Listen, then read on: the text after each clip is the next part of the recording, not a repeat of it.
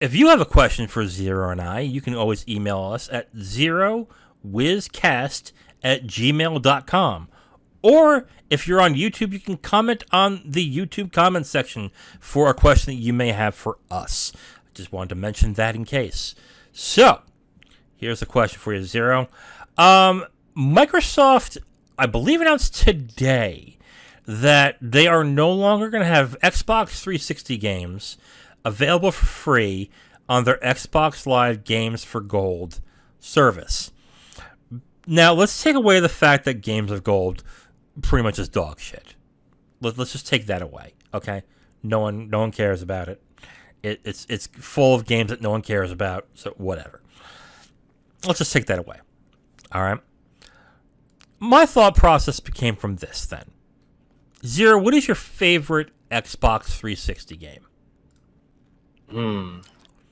That's a tough one because I have quite a bit of them, and some of them are actually part of my most valuable games on Xbox 360. But that's because I ordered this anthology kit that was a Japan-only exclusive for Amazon, and it was limit one per household. Oh God. If you're talking about domestic titles, I think easily it's probably going to be Radiant Silvergun. For anyone not familiar, it's a shooter game from Treasure, the folks behind Sin and Punishment and Mischief Makers, and the legendary Ikaruga.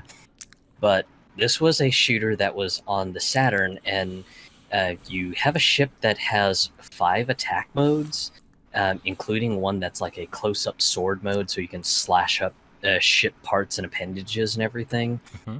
Really intense game, but for the longest time, it was a collectible rarity in the Saturn scene. And when I say collectible rarity, I mean it, because like thousands of dollars, right? Yeah. So like a sealed copy, easily like $1,000 or $2,000. Used copies were ranging anywhere from, I want to say, $400 to $600 just for a used copy. Oh God! It was absolutely bonkers. So, yeah, it was one of those things that I just kind of resigned to myself with being a shooter fan. I was just like, yeah, I'd love to play these games, but I don't think I will ever be able to find them. And I sort of just resigned to my fate. I was just like, okay, well, sucks to be me, but, just here we are. Yeah. And then, of course, suddenly Treasure, in cooperation with Xbox Live Arcade, had just made an announcement saying, hey, so we've got a surprise. We're going to re-release this on Xbox 360 in HD resolution, so it'll be in beautiful 1080p. And of course, just people like me sort of lost our minds, because it was just like, this is so freaking cool. Just a game that I thought no one would ever just reprint another copy of. All of a sudden, they've done it. They've made it easily accessible, easily purchasable. Just, this is so awesome. And just that was just what it was, and it was amazing to see for me. And I was overjoyed because I didn't have to, one, buy a Saturn console, because at the time that I found out about Radiant Silvergun, Saturn consoles were starting to become collectibles. And then also, you had cases of Saturn disk drives going out, so there really wasn't a optical disk drive emulator. So yeah, just totally made my day when that one came out to the world on Xbox Live. I mean, God, like the Xbox 360 era, they really took a lot of, especially in XBLA, they took a lot of classic games and just put it right on there, and some rare ones too. Wasn't Ikaruga on there as well? Yep. Yeah. Ikaruga, again, was kind of the similar fate to Radiant Silvergun. Low print, Dreamcast game. Just I thought it was a GameCube game. it was also a GameCube game because when it was localized to the West, it came out on GameCube. But originally, it was just a Japanese Dreamcast game. So, yeah, just the Japanese import Dreamcast disc and the U.S. market GameCube disc, absolute collector's rarities. Huh, okay. And of course, just, again, all of a sudden Treasure goes, hey, by the way, you know that legendary game Ikaruga? Well, it's coming to Xbox 360. Yeah. So, wow. So then your favorites are just re-releases of old games. That's interesting. I mean, Yeah. the XBLA was a big deal on the Xbox 360. I think a lot of people forget that. And they'll say something like Gears of War is probably one of their favorite Xbox 360 games. I'm like debating what my favorite is. I mean, mine's an XBLA game too, actually. I want to point out one disc game that I absolutely adored on the Xbox 360, but doesn't quite make it, and that's Viva Pinata. And, that's another good one. Oh, yeah. Viva Pinata came out around the same time Gears of War came out, and when I think it was like the same day. I might be wrong on that, but I remember this distinctly because I bought both games, and I was playing Gears of War. I was like, oh, this is cool. Yeah. So let me try Viva Pinata. I got fucking hooked on that game. Oh, my God. And I had friends who were playing Gears of War. I was like, dude, get on. Let's play some Gears of War. I was like, fuck you, dude. I'm playing Viva Pinata. This game's awesome. So, yeah, I got to give a shout out to Viva Pinata. That game is great. But that said, favorite game on the XBLA. I'm on Xbox 360. God, it's a toss-up. It's either Pac-Man Championship Edition or Super Meat Boy, and I'm leaning. I'm leaning Super Meat Boy. Actually, I mean Super Meat Boy. I think we've talked about this on the podcast. Like it's that perfect game where you know damn well it's hard, but the reason why you're losing is because of you. It's not because of the game, it's you. And you have to get better. And even when you're getting better, it's so fucking satisfying to play. So you just and it just have these really unique and really fun challenges that, while frustrating, were a lot of fun and felt so good when you beat it. So I love Super Meat Boy. And then with Pac-Man Championship Edition, God, man, I never thought they would improve upon Pac-Man. But I can't play Pac-Man anymore because of how good Championship Edition is. So, yeah, I mean, I will edge it out and say it's that it's Super Meat Boy for me. But Pac-Man Championship Edition is a close second. Yeah, as far as a truly dedicated 360 game, it's going to be tied in a three-way for me, and these are due to the fact that they came in just one of my most valuable video game crown jewels of my entire collection. Mm-hmm. So for anyone who is not into the bullet hell shooter games, the company Cave of Japan released a collector's anthology of pretty much almost all of their 360 games in a giant box. And this giant box retail was about $300. But on top of the games, you also got strategy guide books. You also got strategy guide DVDs. You also got art books. You also got soundtrack CDs, all encompassed in this giant, huge box. And go ahead. I'm sorry. Can I take a guess at what it is? It's basically called the Cave Shooting Collection. Oh, okay. I thought it was Dodonpachi, but that's cool. Well, there are a series of those games in the box. Okay. Either two or three of the games in the box.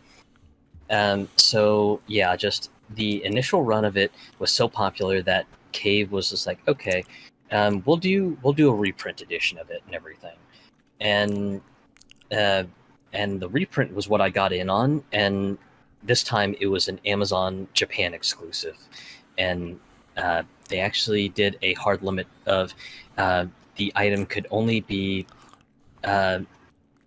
sold to Japanese addresses, and it was one copy per address. And I had ordered it off of an import site, which by some unholy miracle, uh, they did not charge any markup on top of it. They were just like $300 straight, and because it's over this much, you get free shipping with it. And that that in itself was kind of amazing at the time, especially when you had all the import stores pretty much just charging any sort of markup just to kind of recoup recoup any sort of extra profit on top of just placing the order for you in Japan and everything. So in the collection, three games pretty much stand out for me as my favorite 360 games. Mushihime-sama 2, which was excellent. Just fantastic mechanics, fantastic shooting, just a whole bunch of fun with that one. Espeluna 2, Black Label, which, again, another classic cave shooter, just with really, really solid mechanics. And then the last one, this one did come out to the US as well, too, and it is Akai Katana, or Red Sword, for anyone who doesn't know what that means.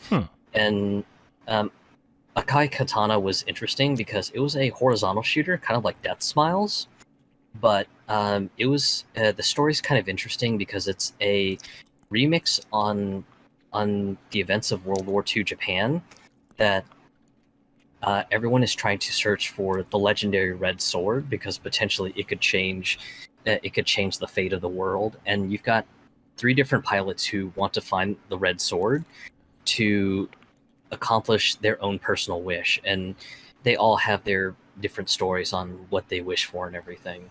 But that one had a interesting mechanic in one of their arrange modes that was made exclusively for the 360, and it makes it interesting because basically just in the arrange mode you can pretty much gather up ethereal swords, and then after you gather a bunch of them up, you can use an alternate fire where you basically just deploy the swords out, and the swords just do chip damage through the enemy. And when they do chip damage, your combo score counter just goes absolutely ballistic. So it's just crazy numbers going bigger and bigger and bigger. And for anyone who's kind of a bullet hell addict like me, just when numbers go bigger, it's just an absolute treat. So, okay, do you have an Xbox 360 that is from Japan, or?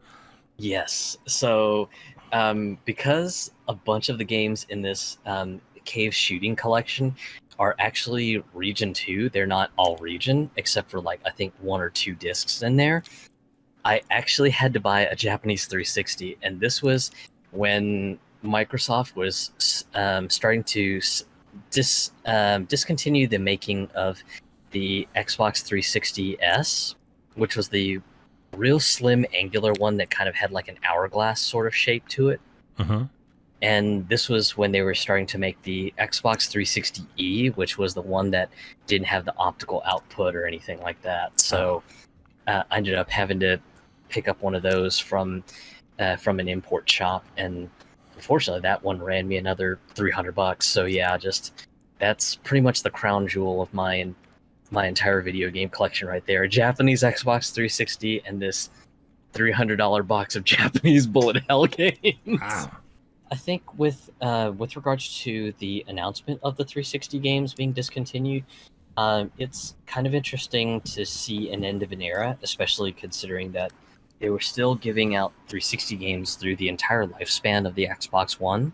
Yeah. So it's a little bit odd to kind of see this part of the program sort of discontinue, but I get it too. They really want to focus people more on just getting on Game Pass, so you can play some of the Xbox 360 stuff on Game Pass via backwards compatibility, and focus on giving out stuff that's on Xbox One and Xbox Series S and Series X. So Yeah. I get it, but I can see why some people might be a little bit upset.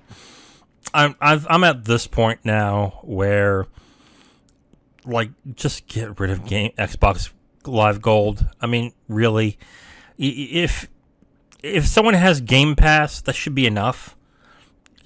You're getting so much money from that, so just God, we both know that Game Pass is going to raise in price soon. I know that for a fact. So you might as well just get rid of Xbox Live Gold and just make Game Pass $20 a month and be done with it, and give everybody just give online for free for everybody, because it's kind of pointless, because even with Xbox Live Games for Gold, you need Xbox Live Gold to play them. So and if they're just giving you crap in order to placate you, at this point, it's like, get this over with. I don't play the games you're giving me. So at this point, just make Game Pass, and that's it. So I think Xbox Live Gold can go away, is my opinion, really. So.